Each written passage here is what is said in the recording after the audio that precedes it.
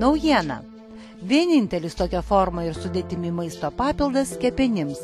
Margainio granulės paketėliuose be jokių cheminių priedų. Viename paketėlėje net 105 mg gryno silimarino. Kiekis ir kokybė patvirtinta laboratorijoje pagal Europos farmakopėją. Turi ekologiškumo sertifikatą. Visiškai natūrali pagalba kepenims. Kepenys neskauda. Ir tai yra labai klastingas dalykas, todėl kad jų susirgymai, ligos gali užsitęsti ir žmogus nejaučia. Ne taip kaip kito organų, sakysim, ar skrandis, ar kasa, ar dantį skauda, iš karto galima tada atkreipia dėmesį, gali kreiptis.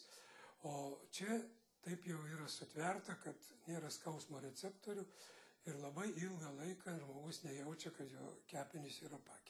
Tai dėl silimarino yra visiškai aišku. Čia ne vien mano nuomonė, o tai yra pripažintos ir studijos padarytos, kad tai yra vienas iš efektyviausių priemonių kepenų apsaugai. Nes jis, dalyvauja visuose vidiniuose kepenų ląstelės procesuose.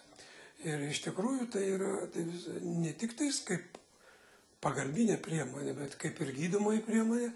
Ir dar reikia pabrėžti tai, kad yra įrodyta, kad silimarinas turi ir priešvirusinį poveikį.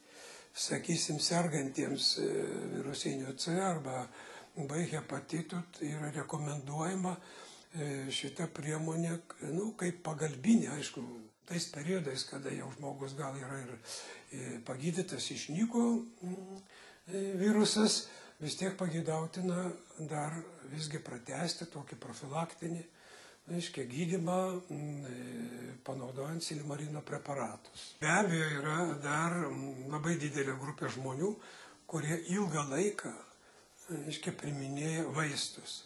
Tai pirmoji vietoje turbūt yra nesteroidiniai vaistai nuo uždegimo, kadangi jie taip pat turi poveikį į kepenis. Todėl iš tikrųjų gal kartu su šitais vaistais būtų galima vartoti ir papildus su silimarinu.